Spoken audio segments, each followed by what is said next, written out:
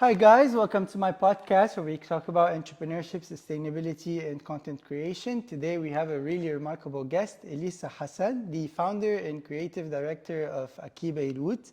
Welcome, Elissa. Thank you, Paolo. Thank you so much for coming. It's really a pleasure to meet you. I am so in love with all the content that Beirut has been creating and releasing. And also, I think you or if you like since 2020 you sort of made it as a Lebanese fashion brand. I mean, obviously we've seen a lot of prominent and new brands coming into the market, but it's just very interesting how Beirut just got the ears of was caught by everybody. Thank you so much, Elissa, for coming. So Elissa, what inspired you to start Beirut? So when I started, I was actually not related to the fashion field at all. I was studying medicine at the time, and that was the career path that I chose for myself. And then COVID hit, and we were stuck at home. And I had so many clothes in my closet that I wanted to get rid of, and I didn't know what to do. At the same time, the economic crisis hit, so people weren't able to afford your standard average market prices. So I started selling my stuff. And then it caught the attention of a lot of people to the point where I got like 10K followers in the span of 2 weeks. I sold all of my clothes. Then I was like, what am I going to do with these followers now? So I've always been involved in the fashion field. I always used to dress myself well. I always cared about this field in a way or another. I was like, why don't I try starting something in Lebanon where I can try producing here? At the time, it was unheard of. Factories in Lebanon were almost closing down. They weren't getting enough work, and people just weren't convinced of what Lebanese production in regards to fashion and garments could be. So I gave a chance to a few factories, and then I started there. And I don't know, it hit off overnight. Honestly, it was an overnight success. Really? Yeah. So, but if today somebody just starts their Instagram and start posting about their clothes, and 99% of the time nothing's gonna happen. The thing is, the social media and marketing landscape from 2020 until now, it changed a lot. At the time I started, you were really given a chance to build a platform from the social media platforms themselves, and again from the people. There wasn't as many businesses at the time. Nice. So if you started something, you would be remarkable in a way or another. Now it's oversaturated. The market doesn't serve needs anymore. And this is something I always teach my students. You have to stand out through your brand and brand building. If you don't do that, it's going to be hard for you to succeed. Wow. So what would you say is the most difficult thing in running your business?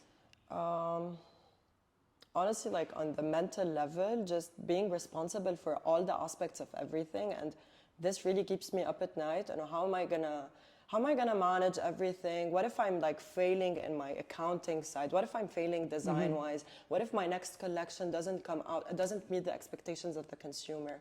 It's just being responsible for all of it is a big mental load to take on, and I feel like you would relate to this a lot. It is definitely a roller coaster. But, going back to this, starting today, 2024 might be more challenging. Of course. But it's still, if, like you said, if someone can stand out, obviously, I think they can have their own brand and make a difference. So what would you say in 2024 is the thing that can make someone stand out, So something I always talk about when I'm mentoring people on starting businesses is the emotional connection and the emotional value that you bring forward to the consumer. Your product is no longer your competitive advantage. It can't just be that, because there are a million brands that would have a better quality, that would have a lower price, or that would have more creative designs, for example. But the emotional connection that you build with your consumer, the feelings of relatability, the story that you tell behind your brand can really make you stand out and can not only catch the attention of your consumer, but of prominent people in the industry, and then you would get the exposure that you need.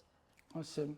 So, some people would say, and all of this is off script, by the way, I'm just very curious. So a lot of people would say in fashion, you need to start with a lot of capital, especially for the marketing and the PR.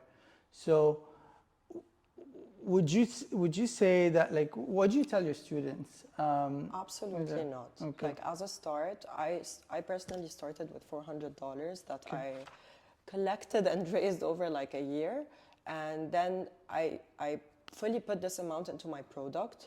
And if you want to start, I think this is the way to go, because like now I hear a lot of people that want to start and they start thinking about like the big marketing campaigns. I want to have this celebrity as my ambassador and I want to send 35 PR packages. That's not the way to go about it. Exactly. You know, your entire marketing plan has to be very strategized, and you only start strategizing when you have enough capital in your hands. But at first, if you want to start, I would recommend put all of your investment into your product, perfect your product, and then لحاله it will start calling onto your first consumers. من هونيك you raise enough money, you can start making your big shot marketing plan, you know, but at first, of course not. But I do think that marketing, and especially marketing in regards to fashion, is hefty expensive. Yeah. Like just doing the right PR, the right events, Exactly. it's very, very expensive. And you wouldn't be able to sustain it if you didn't get investors on board later on in your path, of course. Absolutely. Or sort of have the business be able to pay back, you know. It can sustain itself for long enough, but you know, at some point, if you want to get this like exponential growth, you're gonna have to get some like investment in, you know. Got you. Are you trying now to like get investments for I feel like Beirut? that would be the plan for the coming year, especially since I want to target different countries. But I'm trying to get as far as I can with like my own sustenance and my own Absolutely, investment. and I think that's really the way to go. Like, the accelerator startup route has this like, it's a bit more shady because like you're not really taking money from persons. The VC or the accelerator is taking money from the people, but the person you're having direct contact, 90% of the time, it's not their money. Exactly. So they follow certain structures and things, characteristics. So I would say it's like 60% having, for a tech business, you know, that's running 60% having like the right Strategy. right strategy, right deck, etc. But 40% is like emotional, PR, just very, very similar to. Absolutely. Yeah, it's funny, but you know, I really think you are a model to a lot of like young entrepreneurs looking to start their own fashion brand. I mean, just so many young people that want to do it, and just making it is just like, it's just so low probability, I would say. Just in the fashion, from what I learned, you know, we don't sell our own fashion brand, but I just could not imagine, like, you know, we are selling pre-owned designer pieces, but the brand is already established, you know. Exactly. And I'm thinking like, you don't have to convince your consumer. I have to convince the consumer that this bag is real, you know, and that we're legit and nobody's scamming here, you know. This is the task, but convincing that, you know, the brand in itself has value and that price point, I think it's very difficult. It's definitely a work in progress, specifically for a brand that produces and manufactures in Lebanon, because as I mentioned before, we didn't have the trust of the people when we were first starting out. And I always feel like it's ironic, like Lebanese people have all this sentimental attachment to the country, but when you come and tell them like it's a Lebanese made product, they start asking questions, they start doubting, like, should I put my money there? So, you know, put your money where your words are, you know. It's a work in progress, definitely. Absolutely. But you also have some UK presence, is that so? UK, a bit, yeah, a bit. But mostly I would say the Arab countries. We have a big audience in Jordan, Kuwait, the UAE. Basically, it's still a work in progress because we didn't properly hit it there with like the proper marketing, the proper tools. So that's the plan to come. Got you. Okay. So what advice would you give to someone who's just starting her fashion brand? Honestly, like, do things properly, because when I was starting out, I just went on a whim with what was working, and I was like, okay, I'll figure it out later as I go on. But now you have so many tools that will tell you how to, for example, properly build a business model, so you know what to invest in, what money to spend, what to expect in return. Because if you're not making money from a business, then it's not a sustainable business. Yeah. No matter how much you like to be creative, how much you like fashion, and at the end of the day, businesses are not a hobby. You know, you're putting your heart and soul, your money into that. So if you don't properly start by like thinking about the very technical things that are going into the brand, eventually it's gonna fail. Or you're gonna find yourself 2 years into like building your brand, and it's too late to go back to the proper strategy that you should have done before you started. Am I making Got sense? you. No, it makes a lot of sense.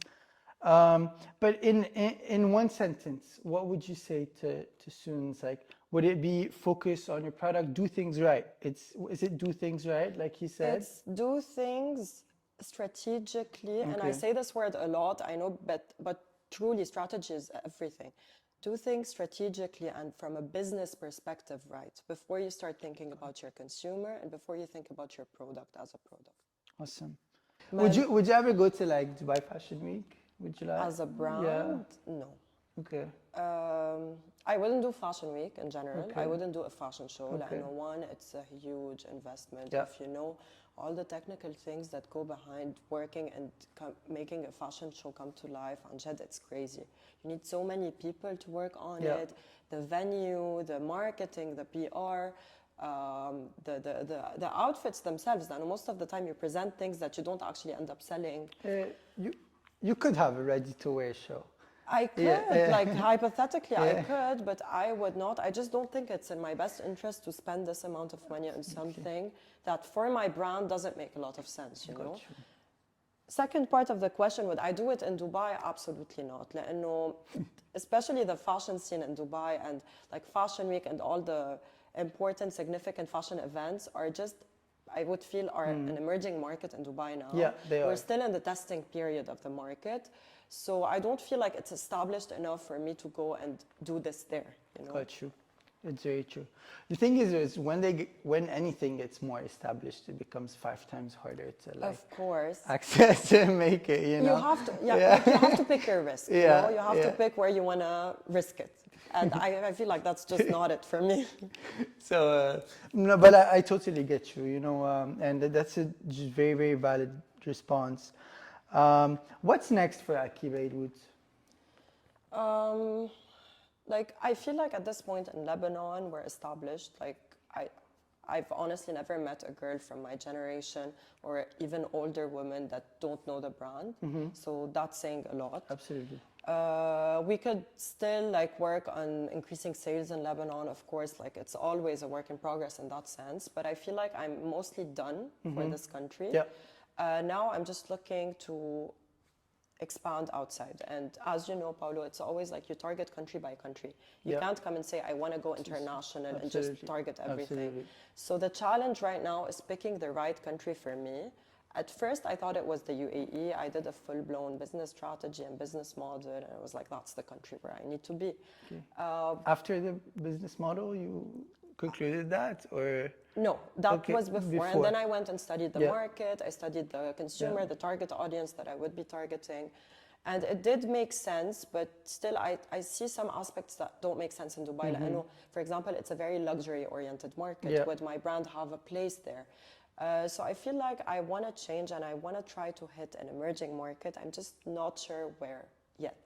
I got It's gonna you. come. Maybe like I would say like God will bring you. Send me the You know, signs. yeah, like you start getting customers there, or you make a piece of content that finds its audience there. Is everything on the online shop like ready? Can I just go to Aki Beirut Yeah, you can shop and, from anywhere in the world, Yeah. and we do get like weird orders sometimes. For example, from Japan, from Korea, and I'm like, how did you find out? I want to know, like, how? What am I doing Did you- right were that you you able were to able ask? to? Not exactly, but I should like follow up on these like. weird, Absolutely, that's exactly what I thought. You know, it's something will take you there. Maybe you start getting so many customers from Korea, and then you're like, okay, Exactly. time to go to Korea. You know, I'm a big, Yeah. big believer in like signs. Like you start getting signs, for example, for my Yeah. master class. Yeah. I started getting signs like 2 years ago that I should be teaching what I know. And I never thought about it as like a side thing to do. But then, like 2 months ago, like all the signs just made sense. Like, you need to start this right now. There's a lot of demand, do it. Absolutely. And it was a success. So I'm a strong believer in signs. I'm always on the lookout for like signs, opportunities. Let's see what happens. Okay, absolutely. Well, I wish you all the best. Merci à vous. Thank you so much. Yalla.